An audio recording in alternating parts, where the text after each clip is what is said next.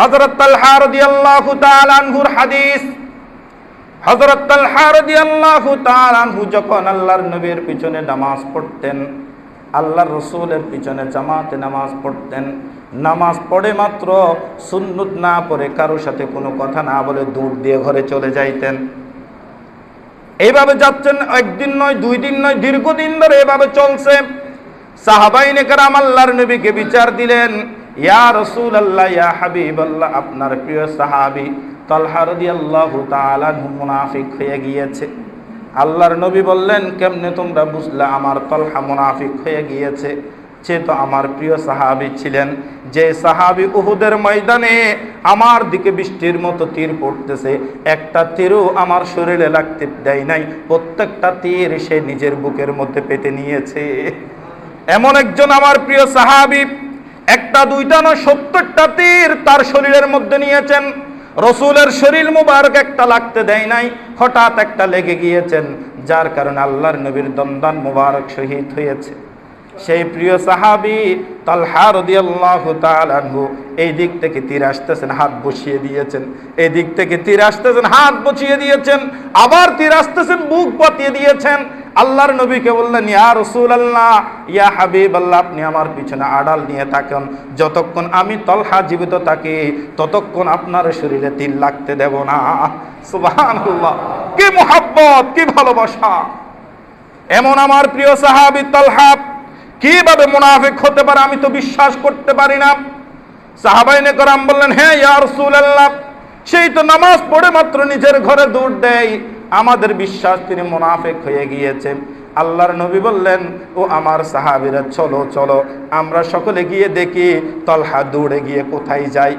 সকলে গিয়ে চলো ওনার ঘরে। ঘরের দরজায় গিয়ে নক করলেন।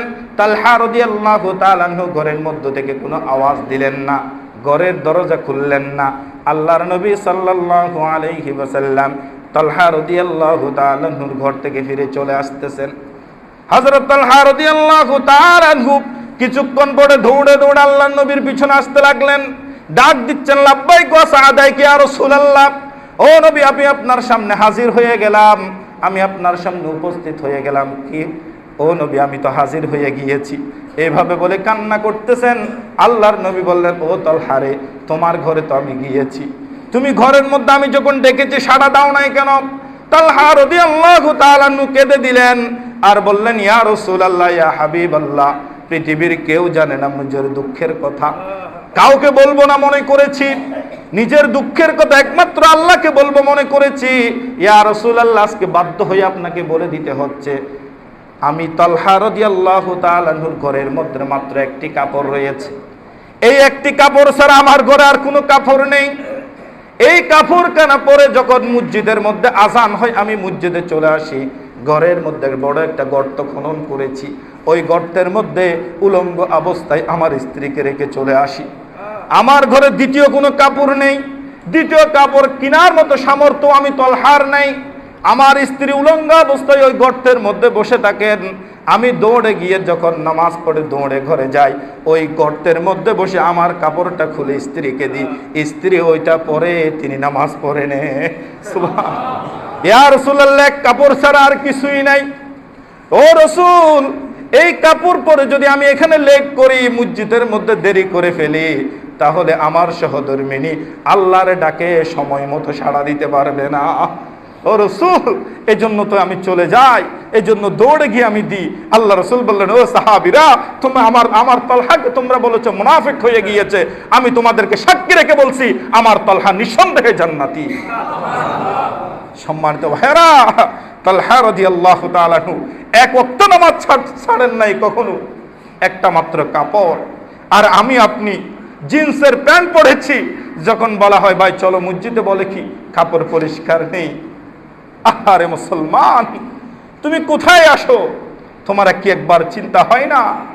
তুমি যে কাপড়ের অজুহাত দিয়ে তুমি পরিষ্কার নাই বলতেছো, সেই কাপড়কে আগুনে দাও, এই কাপড়ের দরকার নেই। যে কাপড় পরলে আপনাকে পবিত্র অবস্থায় নামাজ পড়তে দেয় না, এই কাপড়ের কোনো প্রয়োজন নেই। আপনি এই কাপড় কেন পরবেন যে কাপড় পরার পর আপনার বলতে হয় আমি পবিত্র না? আপনি কত নির্লজ্জ মুসলমান! আপনি মুসলমান হয়েছেন, ঈমান এনেছেন, আপনি নাফাকি অবস্থায় কিভাবে চলাফেরা করেন। রাস্তায় যদি আপনার মৃত্যু হয় নাপাকি অবস্থায়, আপনার অবস্থা কি হবে একবার চিন্তা করেছেন? আরে মুসলমান, এই কাপড়গুলো আমরা পরি, আরো দুঃখ লাগে মাঝে মধ্যে কাপড়গুলো পরে এখানে দাঁড়িয়ে দাঁড়িয়ে আমরা প্রস্রাবখানায় প্রস্রাব করি। একবার চিন্তা করি না, এই প্রস্রাবের ছিটকাগুলো যেখান থেকে পড়তেছে, একটা দুইটা তিনটা ছিটকা যদি আমার কাপড় এসে পড়ে, কাপড় পবিত্র থাকবে? পবিত্র থাকবে? ওই কাপড় দিয়ে নামাজ পড়া যাবে না মুসলমান। আপনি কেন এই কাপড় পরবেন? আপনাকে কেউ কি বাধ্য করেছে এই কাপড়টা পরার জন্য? কে বাধ্য করেছে আপনাকে? শয়তান। ফেরেশতা তো কখনো করবেন না এই কাপড় পরার জন্য। আপনি শয়তানের পদাঙ্ক অনুসরণ করে চলছেন বলে শয়তান আপনাকে বাধ্য করেছে এই কাপড় পরো। এটা পরার নাম স্টাইল। এটা পরার নাম কি? স্টাইল। বাস্তবে এটা কোনো স্টাইল হইতে পারে না। যে কাপড় পরার পরে আমি ইসলামী শরীয়ত মতো পৌতপৌত্রভাবে চলতে পারবো না, সেই কাপড় পরা কখনো স্টাইল হইতে পারে? কখনো হইতে পারে না। যারা ঢিলে ঢালা কাপড় পরে তাদেরকে কি সমাজের মধ্যে এত বিশ্রী মনে হয়? আপনাদের কেমন চিন্তা হয়? সমাজের মধ্যে খুব বাজে লাগে, চলাফেরাতে খুব বাজে লাগে না। আপনি বানিয়ে নিয়েছেন ওদের ইহুদি নাসারাদের এই কৃষ্টি কালচারটা, আপনি মনে করছেন স্টাইল। এটা স্টাইল নয়, এটা আপনার ইসলামকে জলাঞ্জলি দিচ্ছে, আপনি বুঝছেন না। এমন ভাবে প্যান্টটা সিলাইছে মাঝে মধ্যে আশ্চর্য লাগে। আমি তো সামনের খাতায় দাঁড়াই, মাঝে মধ্যে কোথাও যদি গিয়েছি পিছনের কাতারে দাঁড়িয়েছি, দেখি সেজদা দিয়েছেন পিছন দিয়ে খুলতে খুলতে কতটুকু খুলে আপনারা তো দেখে। নামাজ হবে? 17 টাকা নামাজের ফরজ কি নয়? আপনি 17 দেখাচ্ছেন, এই জন্য আপনার নামাজ নষ্ট হচ্ছে। পিছনের কাতারে দাঁড়িয়ে দাঁড়িয়ে যার চোখে পড়ছে তাকে আপনি গুনার মধ্যে শামিল করতেছেন। কেন এই কাপড়গুলো পরে আপনি মসজিদে আসবেন? কেন এই কাপড় পরে আপনি সমাজে চলাফেরা করবেন? যেই কাপড় পরে আপনি পৌত পবিত্র থাকতে পারেন না, যেই কাপড় পরে আপনি নামাজ পড়তে পারেন না, এই কাপড়গুলো কেন পরবেন?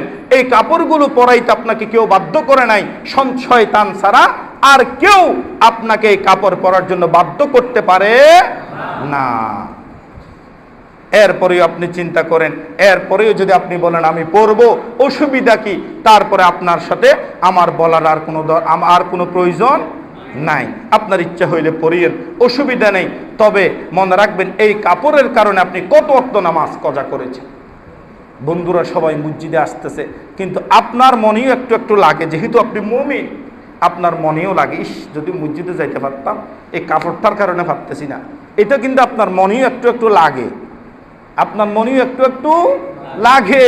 এই সামান্য কাপড়ের দাম বেশি নাকি এক ওয়াক্ত নামাজের দাম বেশি? কার দাম বেশি? আহা, আল্লাহ রাসূল সাল্লাল্লাহু আলাইহি ওয়াসাল্লাম কত দামি কথা বলেছেন। পৃথিবীর সমস্ত সম্পদ, সমস্ত আত্মীয় স্বজন, সব কিছু যদি আমার থেকে চলে যায়, আমি যতটুকু ক্ষতিগ্রস্ত হব না। যদি আমার এক ওয়াক্ত নামাজ ছেড়ে চলে যায়, এর থেকেও বেশি আমি ক্ষতিগ্রস্ত হব। এর থেকেও বেশি আপনি কি হব? ক্ষতিগ্রস্ত হব। কে বললেন? রাসূল সাল্লাল্লাহু আলাইহি ওয়াসাল্লাম। তাহলে এটা বিশ্বাস করার মধ্যে কোনো তো ডাউট নেই, কোনো সমস্যা আছে বিশ্বাস করার মধ্যে? অবশ্যই বিশ্বাসযোগ্য কথা আমার রাসূল বলেছে। সুতরাং আমরা যারা এই সমস্ত কাপড়ের কারণে, এই সমস্ত পোশাকের কারণে আমল থেকে দূরে রয়েছি, এই পোশাকগুলো আমরা পরবো না, এই পোশাকগুলো আমরা পরবো না। আল্লাহ রাব্বুল আলামিন আমাদের সকলকে হেফাজত করুক। সকলে বলুন।